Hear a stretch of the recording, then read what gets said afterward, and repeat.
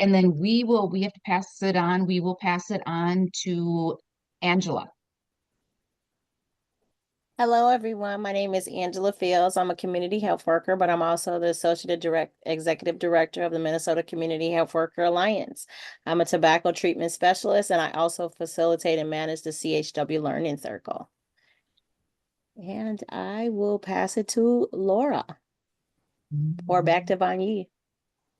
Hi, everyone. I'm Laura. I'm with the Department of Health. I'm an evaluator working with the Community Health Worker Initiatives and working on an environmental scan to help describe what's going on in Minnesota. I will pass it to Jean. Hello, my name is Jean Larson. I'm the Executive Director of Northern Dental Access Center in Bemidji. You'll learn more about our model later, but we have about a dozen certificate holding community health workers on staff at our dental clinics that provide access to dental care for low-income populations.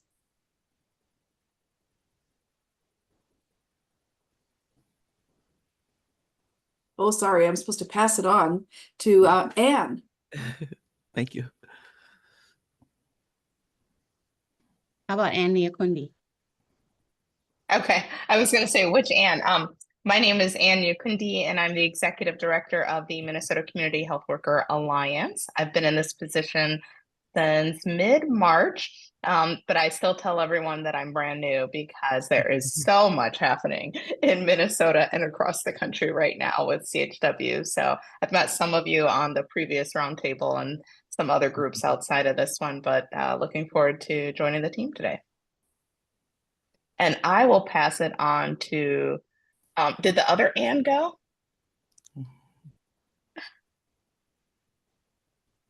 Or I will ask the other Anne who's on here to go. So I'm Anne Gainey. I work with the Minnesota Community Health Worker Alliance and have for many years. And I'm happy to be here with all of you because the field keeps changing.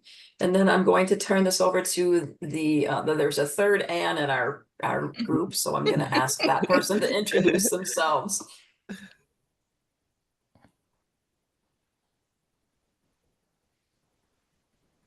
And if they might have had to step away, let's go to Marugi. Right. I'm driving, but I can talk for a little bit.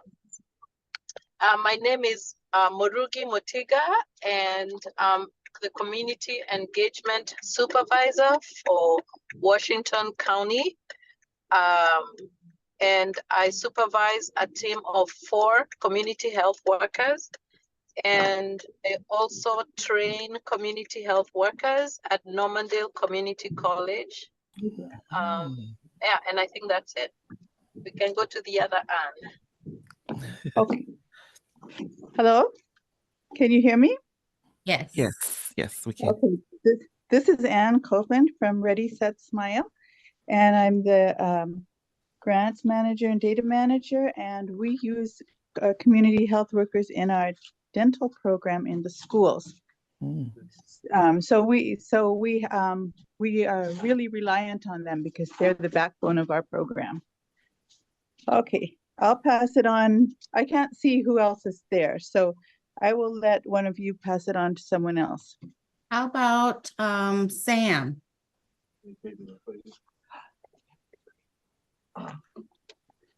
Or Nasir? Oh, there we go. Hi, Sam. Sorry, I was having trouble with my computer. Hi, I'm Sam. I am the Community Health Worker Supervisor with Essentia Health. We have a team of 10 community health workers across the Essentia network and hoping to continue growing and get a CHW in each family practice clinic across the board there in Wisconsin, Minnesota, and well into Fargo, so North Dakota. So yeah, we really just are focused on family practice and just doing kind of that warm handoff model from the providers. Hello, everyone. I'll just go. Hello, everyone. My name is Nasir Mohammed. I am the data coordinator. Working on the CHW program initiative here at MDH. And I don't know who hasn't went or not, so I will bring it about- back to Vanyi. How about B? Yeah, I am B. Judith Tabifo, a community health worker at the University of Minnesota Medical Center Hospital. I work closely with the social worker and the care coordinator in the inpatient care management of the hospital. Dr. Murugi happened to be my teacher at Novandale Community College. Doctor, you're greeted. So great to see you. Yeah. How about Carrie? Hello, I'm Carrie Harris. I work for Volunteers of America. I'm a program manager. I'm a community health worker and I manage a small group of community health workers that work alongside social service staff in Minneapolis in public housing. Take care. Did we miss anyone? Hello, go. my name is Peggy Moore. I am a community health worker and working as a program coordinator at North Point Health and Wellness. And me working with North Point, we have a clinic as well as human services. So we have community health workers throughout our clinic and our resource area as well as our clinic. And so we do, like Sam, we actually have warm handoffs from the providers as well as in the community and always offering our services. I can hop in too. I am the other Angela on the call. I work for the Epilepsy Foundation of Minnesota. I'm a CHW and we have a team of CHWs, some of which have gotten their certificate and some of whom are in school right now to provide self-management support and kind of resource coordination for folks living with epilepsy and seizures throughout the state. And I'll jump in next. I'm Kristen Godfrey Walters. I work with MDH. I lead our state and federally funded community health worker workforce and training initiatives in close partnership with the Alliance as well as other key stakeholders. And previously I was a part of this group when I was a CHW supervisor in a safety net healthcare system. And I think Rachel, we haven't heard from you. Yeah. Hi, everybody. Yeah, my name's Rochelle. I work as the Director of Education and Outreach Programs at Sustainable Resources Center. We've hired and have had several community health workers throughout the years help us out with lead poisoning prevention, in-home visits, case management, and community outreach events. Is that everyone? I can jump in too. Hi, I'm Joanne Erspalmer with Carlton County Public Health and Human Services. I'm the public health supervisor here.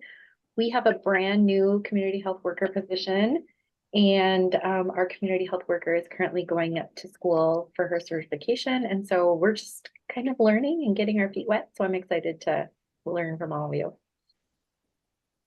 I can jump in. Sorry, John Fick with Northern Dental Access Center. I work with Gene Larson. I'm the Director of Strategy and Administration, and I also am active on a board creating a community health worker hub up in the north central region of Minnesota. Lisa Brodsky, Public Health Director, Scott County.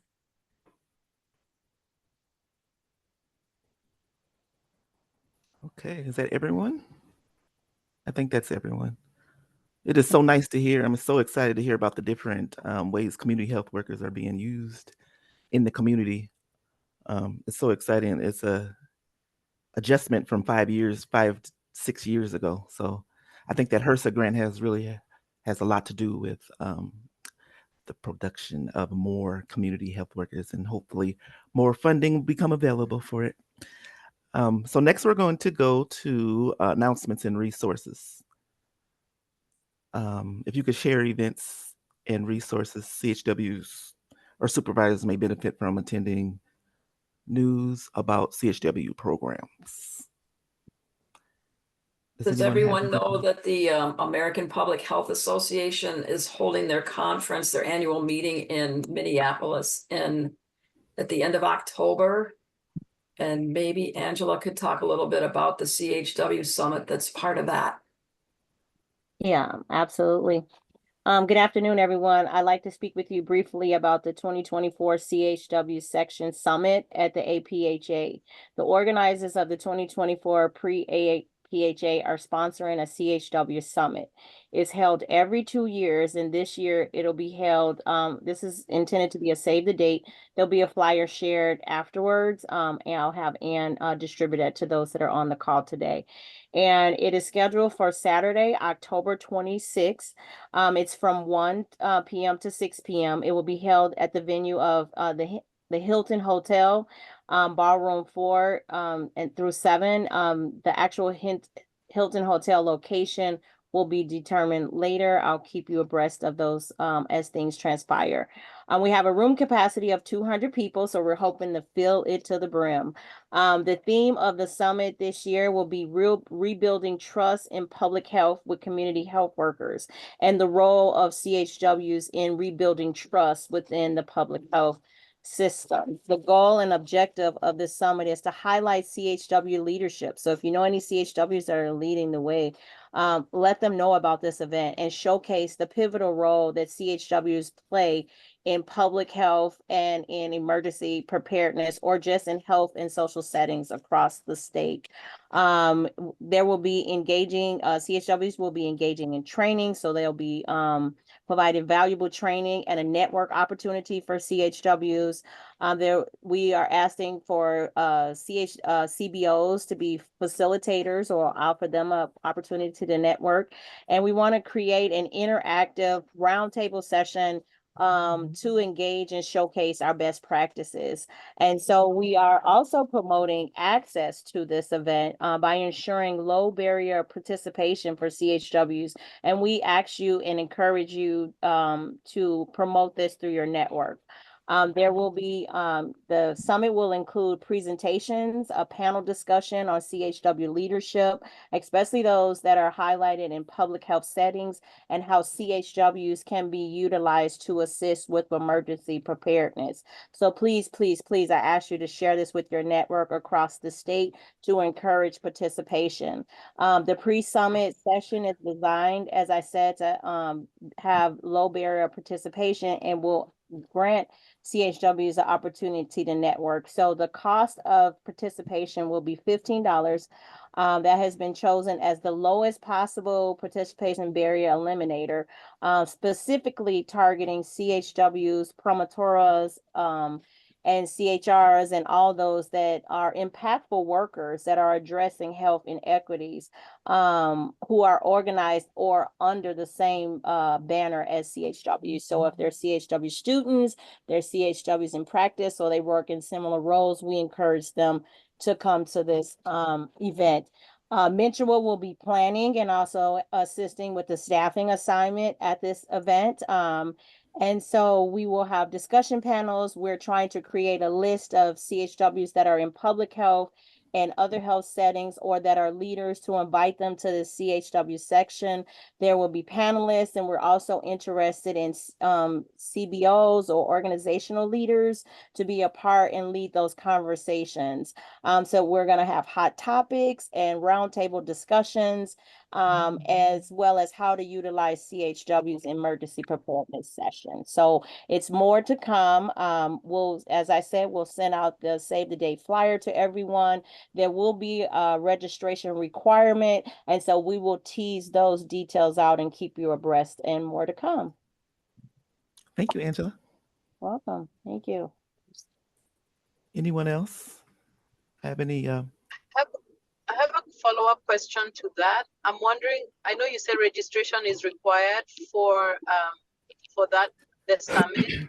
Is registration in the APHA conference a requirement or not? Because the registration fee is very high. Yes, and this is a complimentary summit for CHWs to eliminate those cost barriers that are associated with the cost of registering for the conference. So this is a pre-conference summit. So it's a space for CHWs and CHWs alike, or all those that are under CHW banner, to come together and still have an opportunity to get a snippet of the conference or what is to come. So the cost for this summit will be $15 for CHWs. And Angela, you'll send out the link for that. I know it's in the agenda, but Yes, and Mentor, the Alliance has an active role in the planning process of this. So we're constantly developing as we're going through the planning and putting this event together. So we just want to get it out there so individuals can get it on their calendars and they can share it within their network. Because we do want to have a diverse team of CBOs and CHWs from across the state to really come out and represent what their work is. And so we have a 200 room capacity and we want to fill that space. Oh, I see Ann is entering some things in the, thank you. I took my glasses off. So there's some follow-up information in the chat and we will provide follow-up information after this meeting is over. Okay. This is huge. We have so many community health workers coming out of school, and now we have a place where we can meet together and talk about it. So absolutely, everyone, please register. Please register. Thank you. Hi. I have an announcement. Hi, I just want to share, this is Rochelle with Sustainable Resources Center. We do have an open position that I believe I sent it out already, and that will probably be also attached into the newsletter sometime. But we're looking for some full-time, it's a permanent position, it's got flexible hours, great benefit packages. The main duties would be community outreach, and case management, doing in-home visits. It's about lead poisoning prevention and healthy homes. So we'll send that out, the job descriptions as well, perhaps later. Yeah, thanks. Thank you. Anyone else? I guess I should share that we have a full-time and a part-time position for CHW as well. So we are caregiver support and dementia services, a lot of public health outreach and just supporting caregivers of persons that are caring for their loved one with dementia. So if you're interested, please let me know. Or if you know someone, I should say, please let me know. This is Kristen. I'll just jump in briefly and I can put information in the chat, but as a part of the HRSA grant, the CHW training grant that we have, there are some new online training modules. They're called upskilling modules for community health workers on health promotion and chronic disease prevention topics. So asthma is the newest one, home visiting and asthma, diabetes, stroke care, and heart health for CHWs. And so those are free and available in the MDH Learning Center. So I'll drop a flyer or some links to that.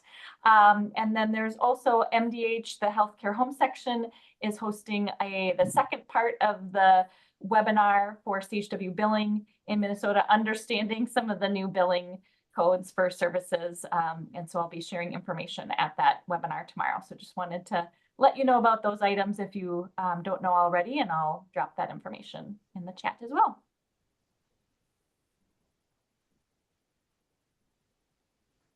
Thank you.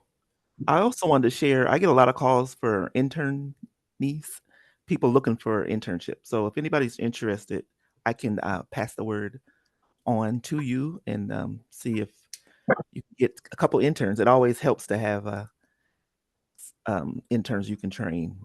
I mean, it helps them and it helps our staff too. So if anyone's interested, please put your email in the chat and I will send them your way.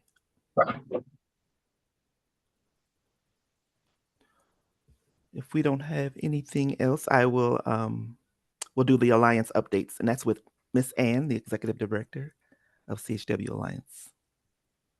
Maybe if you can permit me say something. Thank you. I'm sorry? Can you permit me say something? Maybe Sure. just like an announcement. Okay, thank you very much. My name is P. Judith Tabifo.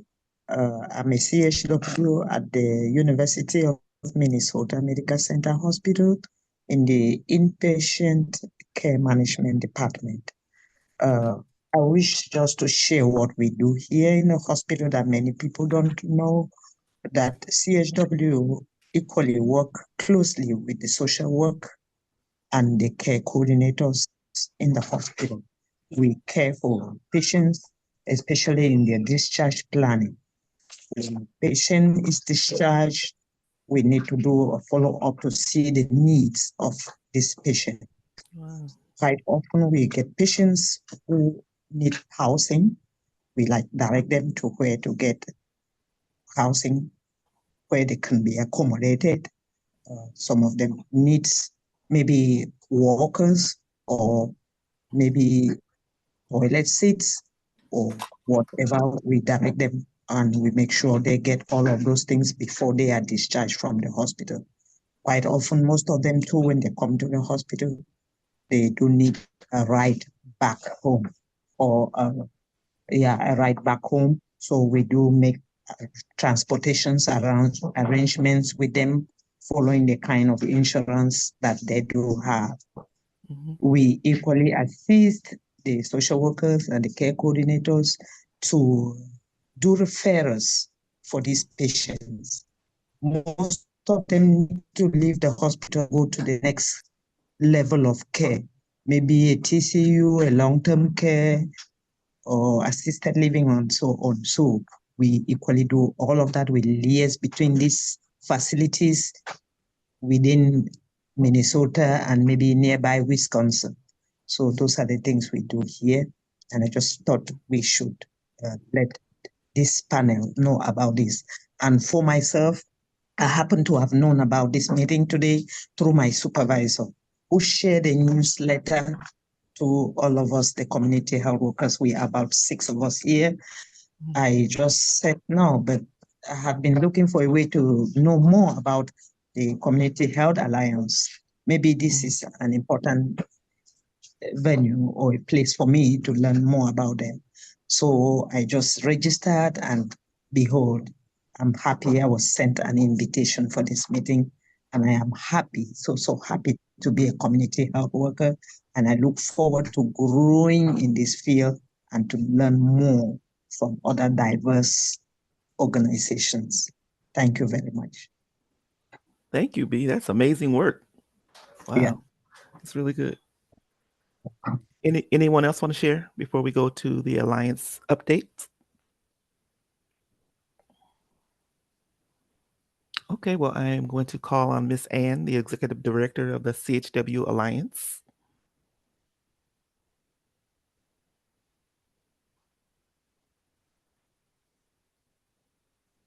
Thank you so much. I just noticed, Kristen, did you already announce or I saw something in the chat about free training programs. So I wanted to make sure you got a shout out. You put that in there. Okay, perfect. I was multitasking. So, well, this is awesome. I just want to know, quick show of hands, how many people are new to this group? Or this is your first time, sort of, yeah. Okay, so a couple of people. Okay, awesome, wonderful. So again, my name is Ann, relatively new to the Alliance. The Minnesota Community Health Worker Alliance is a statewide partnership, nonprofit. We are governed by a wonderful board of directors representing frontline community health workers, as well as a variety of CHW stakeholders, such as supervisors as well, throughout various organizations, including payers. And we have a lot of activities going on. I have prepared just sort of a one slide that I wanted to share with you all, but really high level, one of the things I wanted to share is that as the Alliance has grown significantly, we're growing at a time where the organization, where the field is experiencing rapid change. And so many of you know, or should be aware that Medicare recently revised their physician fee schedule to incorporate some new billing opportunities and reimbursement opportunities specifically for an allied workforce. And they highlight and specify that around CHWs in particular.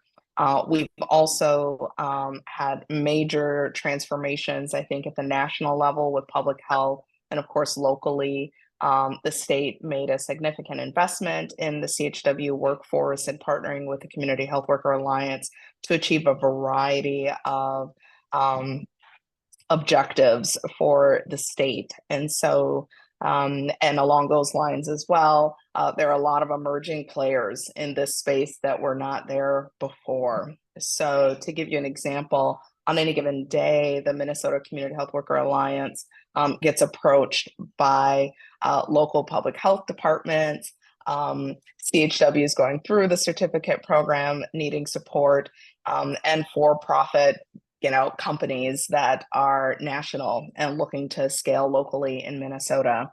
And so we have a lot of emerging competing interests and priorities with different stakeholder groups. And one thing that I've spoken a lot with the team, and actually have a board meeting later today, so I'll be speaking with the board about as well.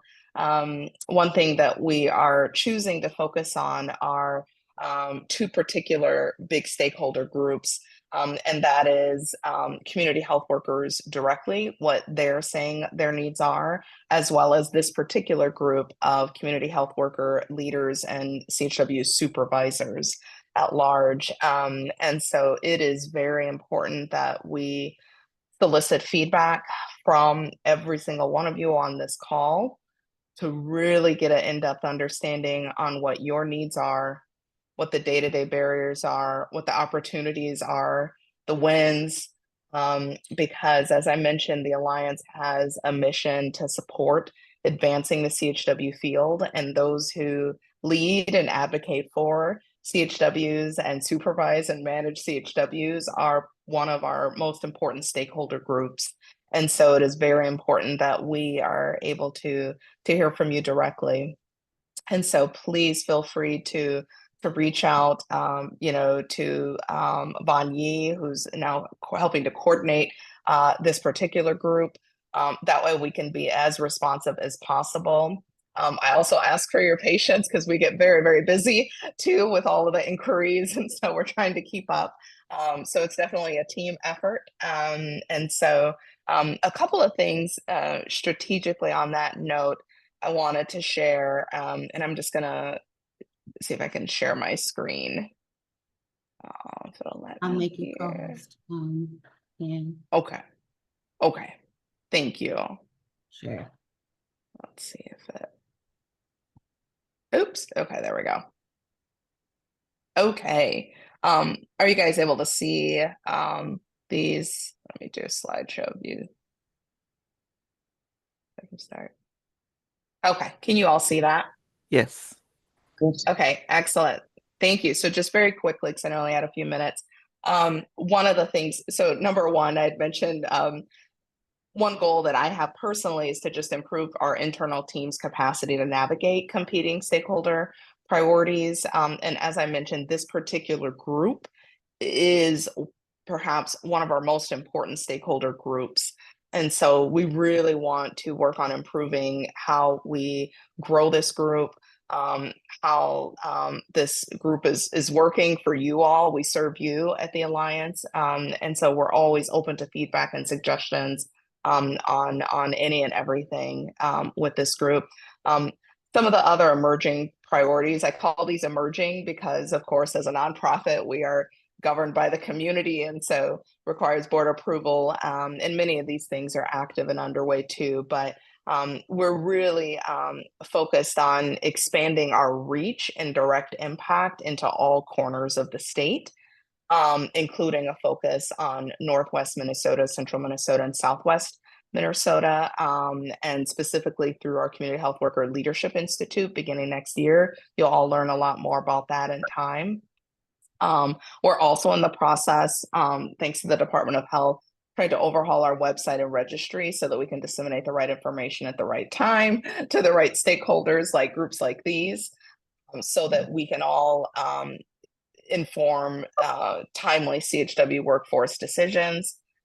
We're also very much interested in continuing to play a leadership role when it comes to the education, not only of the CHW workforce, but emerging interest and really a priority to educate other provider types clinical provider types, and members in the community just more broadly, in addition to building up our inventory on CHW training. So we're looking at whether or not we can provide work with other partners to provide CMEs or continuing education opportunities, attend other stakeholder conferences. I know there's like a social worker conference in the state and things of that nature. And then the other piece that's emerging as a priority is really developing a multi-year comprehensive policy priority for community health workers. And so in the previously and currently, we do have a legislative action committee, but policy and advocacy all work and key messages that we are delivering out there for different stakeholder groups. We want CHW supervisors to feel like they can guide us in some of that work and have their voices heard. We, as an alliance, we're an alliance, so we don't want to step out independently. We want to, as much as possible, reflect the broader community, and we plan to do the same, or we're hoping to do the same. And we've done that work, as many of you know, with Angela, with the community health worker, the CHW Learning Circle. And so we're just exploring different ideas and ways to achieve that. And I think those are really the updates that I have. Thank you for giving me a chance to speak. Thank you so much. Great information. Let's see. Next, we have CHW Environmental Scan, and that'll be by Laura from the Minnesota Department of Health. Hi, you guys. Thank you for the time today. My name is Laura, and I am new to the Department of Health as this summer. And my task is to find out where CHWs are working in the state, how they're doing their work, how we're measuring impact of that work on the community members, and then how we're paying for that and nurturing those people in those roles. And so it's kind of a hefty ask, and I wanted to make sure that I had an opportunity to speak with you all and host a little bit of a conversation, ideally right now, but also I'd be happy to talk one-on-one, or I've met several of you over Zoom, so I'm grateful for those minutes that I've been able to get to you. But what we're looking at is where everybody is, who's got a certificate and who doesn't, where people are having impact specifically on particular populations, thinking about ages and genders and all the different groups of people that we represent in Minnesota. And so if I could ask you to open up and start a bit of a conversation discussion right now, what I'd really like to hear from you is, I think I can wrangle where people are doing this work. We've got a few other data sources to try to hunt for that information. We kind of can get at who's got a certificate and who might not. But the part I'm struggling with is, how are people doing this work? Like, what exactly is happening? And then what's the magic or the secret sauce beyond relationship building? Is there some kind of methodology or evidence-based protocols or something that's helping people be more effective in some areas and not as effective in others? And so if you are working with a CHW and you feel comfortable to come off mute and say, this is how we do it, that would be really helpful to share with each other. And then especially if you have some kind of data or outcomes that you can speak of, even just measures, you don't have to quote anything now, but what are you looking at that tells you that it's working? And respecting all kinds of knowledge in this space. So whatever that means to you and your community too. So is anybody doing, I know Winona, we've talked. We do have Jean Larson at Northern Access Dental, as well as Christina Wojcicki and Tammy Kolbinger with us today. They will be sharing some information about their particular models at their respective organizations as well. But we can certainly spend a little bit of time on conversation. I want to make sure that we stay on task. We got a little behind with all the introductions and everyone Sure. here. I'll open it up for you for a bit. And just to add a little bit of context too, I know for those of you that have participated in this committee before, we've talked about this environmental scan as a part of the broader work of the 2023 legislative funding that was passed. to really expand and develop the community health worker workforce in Minnesota, and of course in partnership with the Alliance and a grant through state funding that the Alliance has. And so Laura's role as a part of the MDH team is to kind of look again at, there's been a lot of environmental scans in the past, kind of describing the state of the field in the state and nationally. And Laura's kind of looking at that picture again. It's been since like 2016 or 17 or 18 since a lot of those scans have been done. And so really looking at the current state to help inform the work moving forward. So just kind of wanting to put that in the context of what you've heard us talking about with that foundational state funding that was passed in 2023.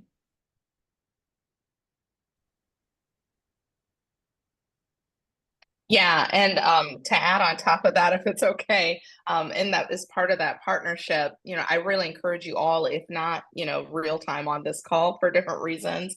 Ideally now would be wonderful, as Laura mentioned, but if not on this call, highly encourage you to reach out one-on-one to touch base from an Alliance perspective. As Kristen just mentioned, the state has invested in the CHW workforce, and with that comes funding opportunities that we're working in partnership with the state on developing criteria to distribute. And so that's part of the reason why we're soliciting that information to help guide how we develop things like an RFP, among many other aspects of the information that can be gleaned and decisions made from an environmental scan. So I put a few of these prompts and questions that we're having in the chat as well. So if that's a spot you want to respond. The other question, of course, is how do we train and support? And one of the areas is apprenticeship. And I know the Alliance is working really hard and trying to get more locations for those. Is there something that's working for you if you have an apprenticeship model? And if not working, tell me some of the barriers. We've heard a few about capacity. We've heard a little bit about cost. Are there things that have come up for you in your spaces as a supervisor when you're thinking about apprenticeship? And Kristen or Vanya or whoever, jump in when you guys know more about this area too. I can share. This is Lisa Brodsky. I just wanted to share how we're using our community health worker. We have a Spanish-speaking community health worker, and we have actually embedded it into our core family home visiting team. She is sometimes brought along or just made referrals to for our clients who really have difficulty navigating the healthcare system. She is assisting with completing medical assistance forms. She is even just assisting making appointments. They have whatever barrier it is, whether it's language or just uncomfortability, making appointments. In some cases, she's been on hold for 2 hours with a healthcare facility to try and make an appointment. My family home visiting nurses, that's very costly to sit on hold for 2 hours, or the client doesn't have time to do that. So really it's whatever that family needs that isn't a nurse-based requirement, she has been filling in. And they're very well connected with the community, even connecting them to food shelves and taking them to the food pantry. I really have just given them carte blanche, whatever that family needs to either get them to their appointment or just to get those resources. It's a kind of no holes barred. It's been effective in my opinion because she's very, very busy and she's serving clients, and the nurses are able to focus their time where they're needed. Plus, I really think it is doing a lot to build those relationships. We are going to actually start having her going out as well to do some community outreach, to just meet people and tell them about the services, just for kind of in order to do a warm handoff or a referral for the program. And it would be nice if I could recoup expenses, but I'm still trying to figure out the billing. I have to bring that up every meeting. I have almost two master's degrees and I can't figure out the billing. Lisa, thank you for sharing. Does anyone else able to share how their community health workers do their work?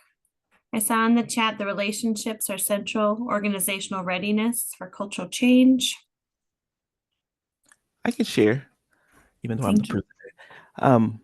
So the culturally responsive caregiver support and dementia services team, we work closely with caregivers and persons with dementia and the family. So we kind of do what B said earlier. So they work alongside the social worker, and they do a lot of home visits. They just walk them through person-centered, just walking them through their needs, and then a lot of resources. And our clients usually need like in-home services, navigate the healthcare, the health insurance process, because they usually would need a waiver, and sometimes they don't have that. And then walking alongside them through the medical piece. So medication management, doctor's appointments, connecting them to community clinics. They do a lot of education. They do some of the health screens alongside the nurse. So that is some of what we do. And here lately, I just wanted to show the impact of the work that we're doing. I mean, we're doing the work, and we usually get a story or two from some of the people that we are helping. But now, with the help of MDH, we have created an evaluation, just simply asking or doing a pre and a post, and then getting a story at the end. So that is kind of what we're doing. And then the CHW billing, we got it off the ground, so it's coming along slowly. So I'm excited about that. Awesome. Thank you for sharing. Oh, you're welcome. Laura, Leah Roberts in the comments has put some information about how they utilize CHWs as well. She says we bill for CHW home visiting and FHV. Not all interventions are billable, but we do get some reimbursement, and she's happy to connect with you. It looks like someone has their hand raised. Marugi. Yes, I can share what we're doing in Washington County. So I have, like I said before, we have 4 community health workers. And this is a new, the community engagement program is new to the county, so we are developing it as we go. And what facilitated that was funding from ARPA, which had language there of using community health workers to do this work. And so that's how we were able to get started here. I've only been there here about 2.5 years. So the way we have them, our team works across 2 departments at the county. We work with public health and environment. And with them, we work with their healthy communities, and we also work with the home visiting and the disease and prevention and control team. But we also work in community services. So we work across those 2 departments. And the community services, we assist clients with applying for social services. And actually, when we're looking at our data, we found that one of the highest areas of need, or where we have served, not helping people navigate, the big forms that they have to fill out. So health insurance, and then economic assistance, whether it's SNAP or, cash assistance and all that, but also housing is also another area. And then sometimes people need, and then refugee. Now, when we move to public health, there is also the people want, nutrition, food. We've addressed food insecurity in different ways. Advocating for a community garden through the city, and that came through this year, so we're able to, but also with the churches in the area. So when people are able to grow even their own cultural foods, and that's directly from hearing from the community, but also with the food shelves and changing how they also work, so that they are catering to the BIPOC communities too, that we are trying to do our best to make inroads in, because that's what we are charged with. And so even like over Ramadan, we're able to do halal food distribution as an example. And then we also connect, people who are looking for jobs. So we work closely with the career force, which is still within community services, and helping people who want to start businesses. They are connected to resources that way. The other thing we've worked closely with, other than home visits with public health, is their refugee services, and that seems to be a big one. I think there are newcomers now, and again, helping them navigate the system. The 4 CHWs in my team, we have an African American, we have Somali speaking, Spanish speaking, and Hmong speaking, and those tend to be the highest populations that we work with. So that has facilitated much easier connection with the communities. So that's on the individual level. Then we also do community engagement events, and on that, we've been working with schools and with their cultural liaisons and social workers, and also working with faith-based organizations, and also residential properties, the affordable housing, like talking with the managers and hosting listening sessions within there. And also one of the new things the county hasn't done before too is creating events, large events that are themed. Like we have back to school events now, which draw a lot of people in one. And we, like this summer, we had two, one in that drew 250 people, and the other one about 500 or more. And this is close to the community. And so our goal is to bring the resources closer to the community, and make it easier for them to access, and also attending when we have, like, we had a Hmong one family sports event. It wasn't created by us, but having a presence in some of those also is a way to engage and talk to people. So yeah, so we are using our CHWs. They are very busy, especially in the summer, managing those two, but also inward, we're also making changes talking with our directors to change how we do work, and changing policies, practices, suggestions. And in the new strategic plan for the county, we see some of our input has gone into that, which is an important systems change, and policy and how they do business. So we are influencing how the county works. So that's just a bit, and I'd be interested in talking more. But ARPA funds, the American Rescue Plan funds, end this year for us. So it's identifying funds that would help us continue this work to the level that we want to. I think will be a bit of a challenge long term. But there is commitment to ensure the program continues. We're not stopping. And we're also working with trusted messengers to advance our work. Let me stop there.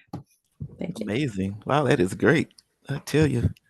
So you're doing work from the macro level and then going all the way down to the boots on the ground, the micro level. That's amazing. Okay. Laura, were you? Well, if anybody had thoughts about the apprenticeship models, and barriers or things that are helping make that go for you in your space. Okay. We just have one apprenticeship site on the call today. I'll leave it up to Kelly or Vanessa to speak about that. Or actually, Kelly. There, I'll just chime in. This is Kelly from Winona Health. We just have one active apprentice right now. I mean, really, I think for our rural region, the consistent challenge with onboarding any CHW is just kind of the startup costs before they have the certificate and become billable. I mean, we in the, you know, I don't know, a couple hundred of applicants that we've had in our region over the last, you know, 5 or 6 positions that we've posted. We've only had 2 that have been certificate holding. And so it's just a real challenge in our region. But the apprenticeship model in general has been awesome. I mean, really, we've taken our training structure that we've developed and then kind of put it in the DLI structure. And so far it's going well, and it's been like a lot easier than I ever thought. So no issues there at all. Thank you. Awesome. Well, I'll put my contact information in the chat. So if anybody is willing to share anything more over email, or I'd be happy to set up a time. But grateful to hear from you. Vanyi? I will hand it back to Tuesday. Thank you, Laura. Thank you for all the good information. So next, we're going to go into the CHW models, and we will have the Northern Dental Access by Janine, and then Dementia Community Action Network by Tammy and Christina. Jean, I have given you co-host capabilities, but I'm also fine with sharing your presentation if you would like me to. Either is fine. I think I can try here.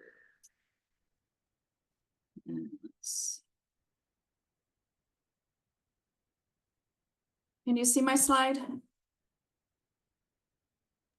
Yes. Okay, thank you. Well, thanks all for this opportunity to just share with you what we're doing up here in the North Country of rural Minnesota. So my name is Jean Larson. I'm the Executive Director of Northern Dental Access Center, and we are a nonprofit safety net dental organization that was started about 17 years ago in order to address the access to dental care challenges that were being faced by low-income populations in our region. We started in Bemidji, but we now have 4 locations, 3 smaller satellite clinics. You'll see them there. And the services available are your, typical general dentistry. Our mission is to provide dental care for people in need, and our big, hairy, audacious goal is to double our capacity by the end of 2026. So we're working very hard to meet the needs here in rural Minnesota. Our target population is the Medicaid enrolled folks, as well as other low income children and families. We provide a income-based sliding fee scale for those that are not enrolled. And we do offer some availability for commercial insurances. And in general, anyone from the state or even North Dakota can visit one of our clinics. This is the region that we're talking about, in case you aren't familiar with northwestern Minnesota. This is the largest concentration of rural Medicaid enrollees in the state. Right now, there's about 100,000 people enrolled in Medicaid in that circle that you see. Like many of you, we're facing a dental professional shortage, probably no surprise. And it's also the largest concentration of rural American Indian people in the Midwest. And some of the counties we serve are the poorest and have the worst health outcomes and indicators in the state. So it's a tough region all the way around. We were created as a collaborative across multiple sectors in our community, understanding that access to dental care really was way more than just having a dental office. And I'll talk about that in the next slide. Just by way of kind of who we are ultimately serving, 95% of our population that we serve are enrolled in MA or MinCare. About half of our patients are American Indian and 44% are children. We serve about $8 million worth of dental care, and I believe this coming year we're going to top 10 million with the addition of those new clinics that I mentioned. And I think we're going to top at about 27 or 28,000 patient encounters by the end of this calendar year. And as I alluded to, our founders really understood that addressing barriers to care was really going to be key in the idea of delivering good dental access to the people most in need. And so in addition to making sure we had the dental services available, we wanted to partner across all sectors to find ways to identify services that help address barriers that patients might be facing. And so our approach has really been to be patient-centered, meet people where they're at, and then connect with others who also care about their well-being. And this circle that you see on your screen, the outside circle are the agencies that we collaborate with across the region, and the inner circle are a variety of things that we've learned can help families achieve optimum oral health and get to their dental appointments. And it's everything from having some flexible scheduling options, having insurance counseling and MNsure navigators available, transportation assistance, some pediatric case management, et cetera. So you can see those different services that we can connect people to. And this has really been the crux of our beginnings. And then, and at that time, all of our staff were cross-trained in cultural competency and some of the kind of same concepts that are being taught now in the CHW curriculum. That was before CHW's, before it was a thing. So we called our staff patient advocates at that time. And so just quickly here, over time, we know that 30% of our patients access at least one or more of the additional services that we provide to help address barriers to care. And in fact, we were able to publish a journal article that demonstrated the impact that, and this article shows that roughly a 30% increase in treatment plan completion for those patients who access care coordination or a primary care referral or any of these other support services. And so that really bolstered our interest in the patient advocacy and the kind of no wrong door approach to connecting people to other agencies in the community. And then when the community health worker curriculum was developed and the certificate came into play, then we worked over the course of 8 or 10 years to get staff cross-trained. And so currently we have 11 on staff who are holding that community health worker certificate, and they are from all areas of our staff, the hygienists, assistants, front desk patient coordinators, and some of our managers. And I had the luxury, this was right before COVID, so you'll forgive that the data is a bit older than I would like, but we had a snapshot of a before and after, apples to apples window of before we had community health workers, and then about a year into having community health workers. And we were very clearly seeing about a 40% increase in our production and our efficiency as it relates to delivering the dental care. And an 11% production per patient appointment and a 12% increase in patient appointments. And so we were just simply able to do more because of what our staff at all levels was learning about how to interact more effectively with patients. And so that's just been really exciting. And while this data is pre-COVID, I can tell you intuitively, we know the numbers are actually higher. And finally, I'll just leave you with some takeaways. Cross-training the clinical team members, this has helped mitigate the billing challenges, and I really just want to echo, I think it was Lisa who said, the billing is still just not functional for what we need and for what our patients need. But the fact that we can increase our productivity and our efficiencies, this really mitigates that challenge. So I don't spend a lot of time really focused on that at this point. And our team has a better sense of empowerment because they are now able to really see the whole person, and they have the time to listen to patients, the whole motivational interviewing and active listening, being able to connect people with services to help just helps improve their employee satisfaction, but it's also improved the patient experience as well.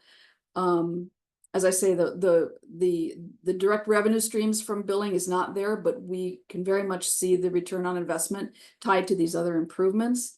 I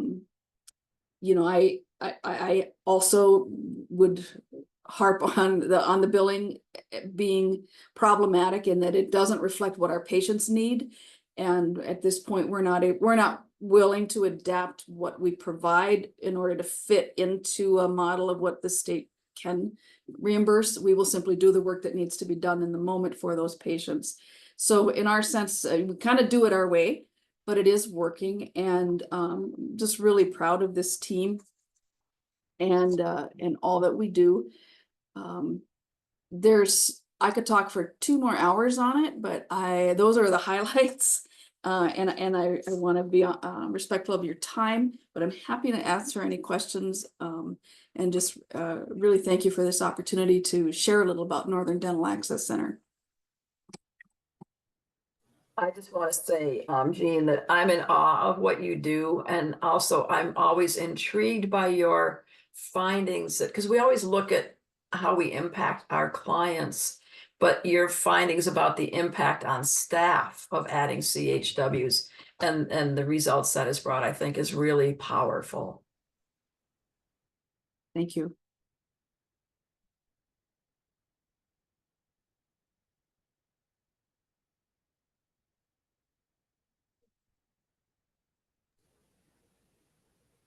All right then. Well, I can sure share my contact information in the chat. If anyone has any questions or wants to learn more, I'm happy to meet offline.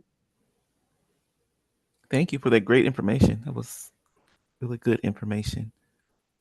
So next we will have Dementia Community Action Network.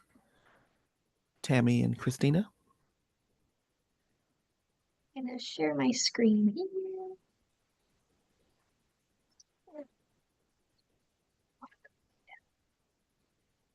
Can you see it okay? I can. Okay, perfect. Well, thanks everybody for having us today. We too could talk for another 2 hours, but we know we don't have that much time. So I just like to do this quickly. Can I get a show of hands on how many people personally or professionally have somebody in their life, again, personally or professionally, with dementia? Any type of dementia. Usually we get a lot of hands raised. Usually most hands go up when we get this. So we are a very specific clinic.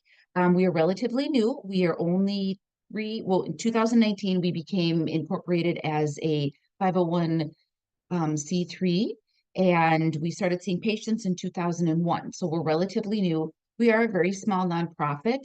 One of our goals is to have 25 of these all over the state of Minnesota, 25 clinics. However, if anybody runs or works at a small nonprofit, just keeping the doors open on one can be quite a challenge. But if our long-term plan succeeds, we would like 25 clinics like this one in St. Cloud throughout throughout Minnesota. And what our goal would be is to have community health workers in each one of those clinics. So we would like to utilize community health workers in that capacity. So I'll just tell you briefly about our story. So many times we go to the clinic and we are diagnosed with dementia, and a provider will say, come back in a year. There's nothing that can be done, which we now know there is. According to the Alzheimer's Association, 35 to 40% of all Alzheimer's type dementia is preventable by behavioral choices, which is really cool to start hearing that we are moving in that direction. A lot of that can be mitigated by our dementia risk assessment and catching it early. So when we are seeing symptoms, we would like to catch that early and get people into our clinic. Even people that don't have any symptoms have went through our program, been assessed through our dementia risk assessment. And we just feel like there's just a far better way to do dementia than we have been doing dementia. We believe in collaborating with the patient, the family, and the dementia clinicians can slow the progression. We also believe each family in 2024 defines their own circle of caregivers, whoever that might be. Before, I think it was just designated maybe to a partner or children. If you are single, if maybe your partner has passed, and your caregiver is a neighbor, then your caregiver is a neighbor. It is a non-relative. We really want people to start thinking outside of the box and defining their caregiving family however they want to design that family. So we have our clinical side, which as a community health worker, kind of on both sides. So this is a brief overview of our clinical services. So for our intake appointment, this is done by a community health worker or one of our care navigator educators, where we're going to focus on getting to know that patient, reviewing symptoms if they're having any, and begin identifying what are their dementia risks. So looking at mental health, brain injuries, neurologic or cardiovascular disease, substance exposures, chronic inflammation, metabolic syndromes, sleep disorders, social family history, and nutrition. And we do that by looking at our dementia risk assessment that we created. In this intake appointment, we also perform a cognitive assessment called the MOCA. And then we do a few other brief screenings, one of them being the Bristol Activities of Daily Living. So from there, we'll put together a report and share that with our clinician, who will then do a chart review, taking a look at that intake report and then reviewing the patient's full medical history, and adding to that report to continue to identify what are some of those risk factors. And then the patient comes back in and we have an evaluation appointment. So during this, the clinician will review their current symptoms, any issues, the caregiver's health, taking a deep dive at the medications and the results from the intake. Then he will provide education and recommendations based on those dementia risk factors that we identified. And then make those recommendations, which may include additional tests or referrals. Oftentimes, those recommendations also include lifestyle recommendations like diet, exercise, socialization. And then at the very end of this appointment, I come in and meet with the patient and the caregiver. And we develop 2 to 3 SMART goals of something that they want to focus on based off of some of those recommendations to help them adopt some healthier behaviors. So oftentimes we're setting goals around improving diet. Usually a common one is reducing our sugar intake. So maybe we're cutting our ice cream portion in half than what we currently are having right now. Increasing physical activity, socializing, figuring out some medication management, taking blood pressure, pulse, and logging that, or even finding additional support for the caregiver. So we'll discuss with each of those goals some barriers that they might be facing with those goals, and then also their confidence in accomplishing that goal, and really why do they want to accomplish that goal.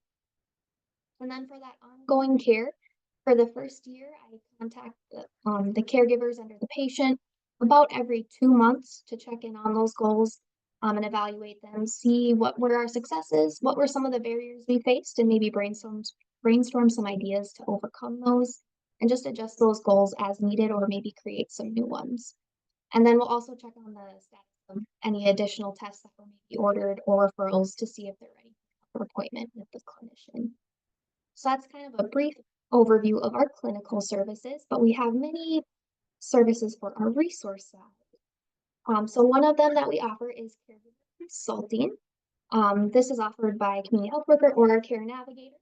We're all trained caregiver consultants to provide that one-on-one coaching with caregivers, providing resources to problem solve, find current information, and develop skills and emotional support needed. We currently have coverage under current grants for this, and then we also accept the elderly waiver and alternative care waiver. And then we offer the caregiver consulting in St. Cloud, Sauk Center, Becker, Brainerd, and Todd in the counties. So next I want to chat a little bit about our support services and our resource portion of our clinic. The Care Navigator offers monthly support groups.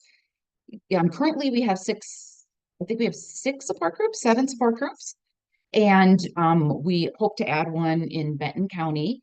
And really what the Care Navigator does in this is it helps caregivers to build that confidence as a group. We do the caregiver consulting, which, as Christina mentioned, is individual. Our support groups is in a group setting where people can share their concerns, ask questions, and the environment is a safe environment so they can feel comfortable saying things that maybe they really wouldn't say to their friends that aren't on this path of caregiver care receiver relationship. Our current coverage for this is under a grant that we have.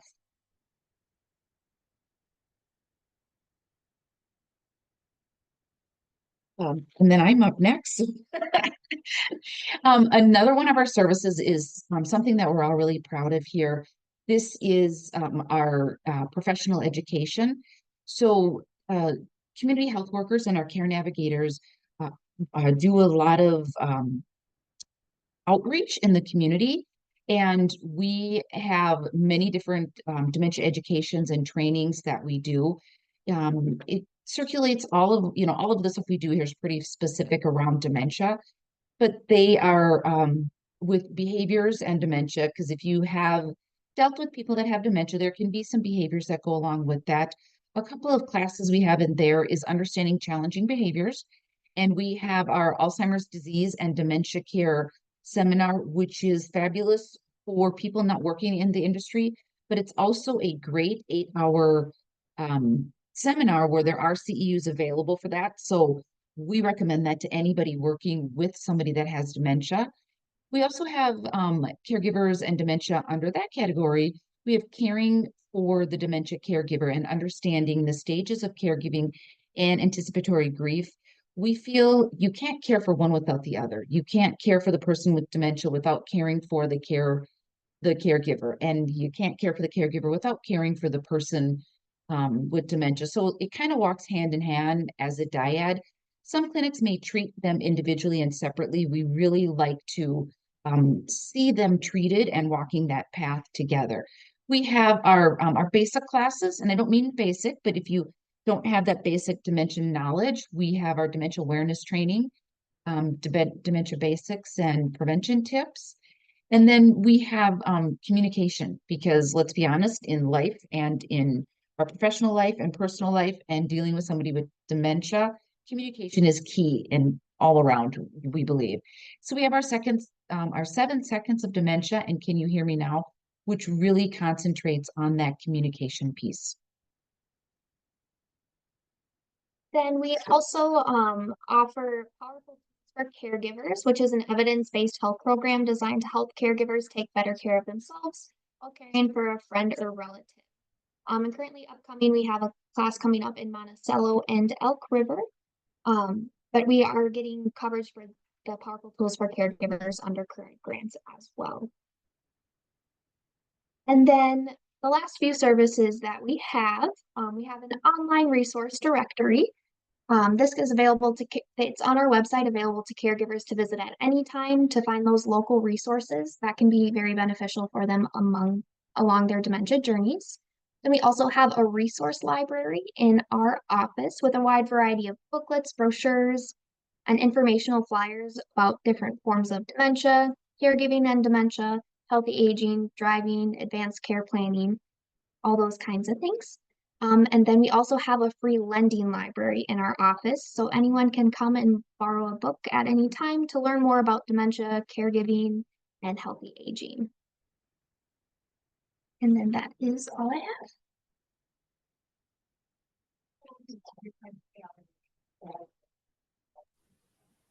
Great information. Wow. I hope they can get one in Twin City area or close to it. That would be amazing. Hopefully we can expand soon. Yeah, it's something that's so needed. Anyone have any questions?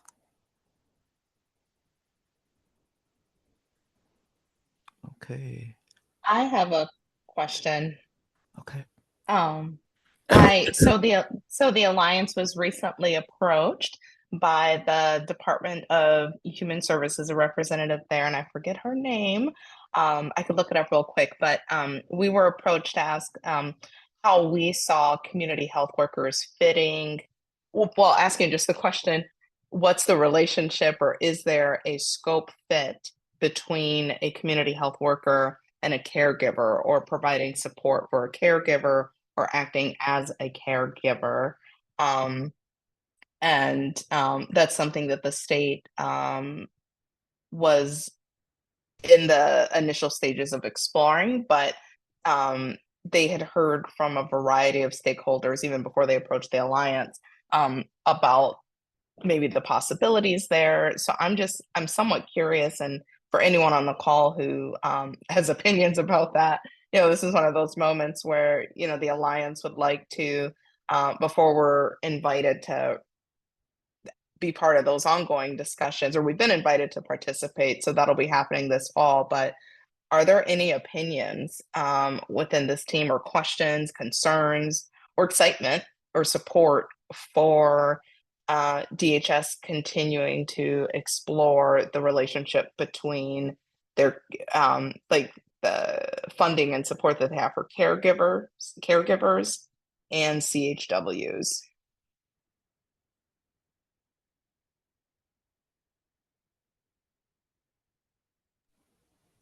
We work, a lot of the work that I do is with the caregiver, even through the clinical side. Most of the time, we're communicating with the caregiver because a lot of time, sometimes those goals kind of fall onto that caregiver's plate. But even in just like our resource side, when we're meeting one-on-one, we're still setting those goals and helping connect them with resources and supporting them in so many ways. That and it's very much needed too. We have a lot of caregivers that will call our office just asking for that quick support, and oftentimes they continue into like a long relationship that we develop with them. I had a question. I was wondering if you've worked at all with, I know the U of M has a researcher in the School of Public Health that looks at the African immigrant, I think it's called the African immigrant something. Whether you worked with them, because I know it's an area of need with the African immigrant population.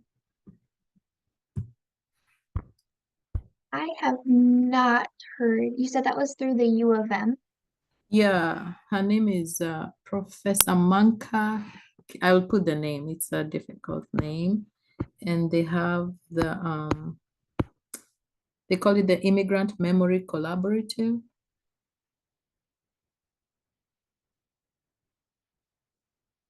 But I'll put the name in there because it's a lot of they've been doing research with the African community in Minnesota around dementia.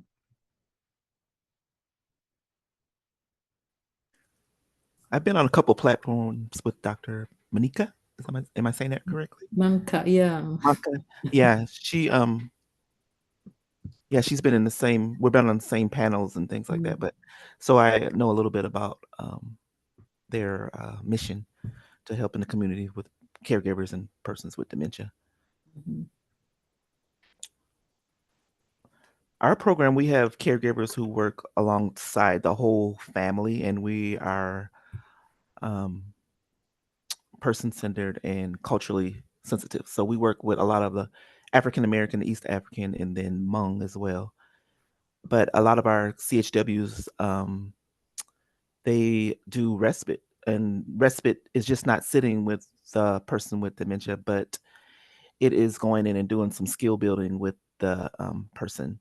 And so we've created we're creating a list and a work kit, a respite kit that we will go into the home and do some skill building with the person with dementia, so that we're always advocating for self-care for the caregiver, but didn't have the funding to provide that real good respite for the family. So now we're able to do that. So just continuously adding on to what we can do to help the caregiver. And that's a huge one, as we talk about and educate about self-care always. And having that respite now, it's just full wraparound services. So that's what our team does for the caregiving. Family, care partner, caregiver, whoever's helping to support and provide care for the person with dementia.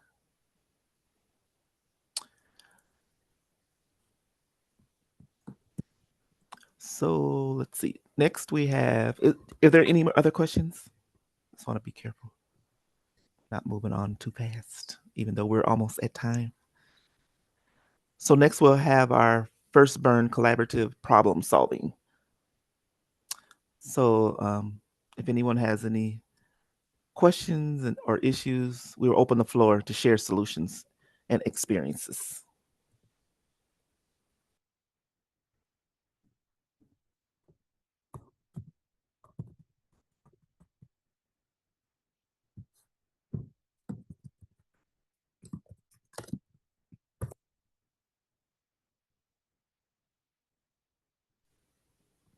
Okay, if we don't have any questions? Anybody Thursday, want to? Yes, I, ma'am. I can just say Rachel was not able to be here today, but just for people's information, this fall, we had over 100 applicants for CHW scholarships. Wow. And we have confirmed 65 registrations so far with the scholarship. So the application period for next spring will open October 1st. So if people are interested in that, they should be looking at those links, and maybe Angela could put the scholarship link in the chat.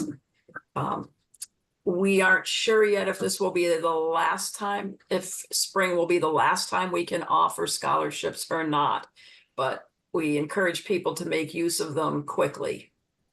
Okay. Thank you for that. Okay, I guess we will adjourn. Thank you for everyone for coming and being a part of the conversation. It was good conversation and good information. Our next meeting will be, I'm sorry. Go ahead, Tuesday. I thought you were done. Go ahead. Our next meeting will be December 11th from noon to 1:30. Turn it over I just wanted to to, say one last thank you to Jean, as well as to Tammy and Christina for joining us.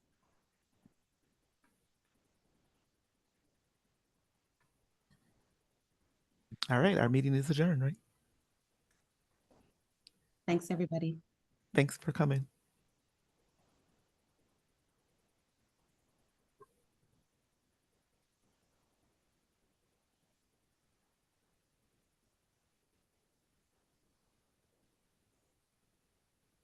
Okay.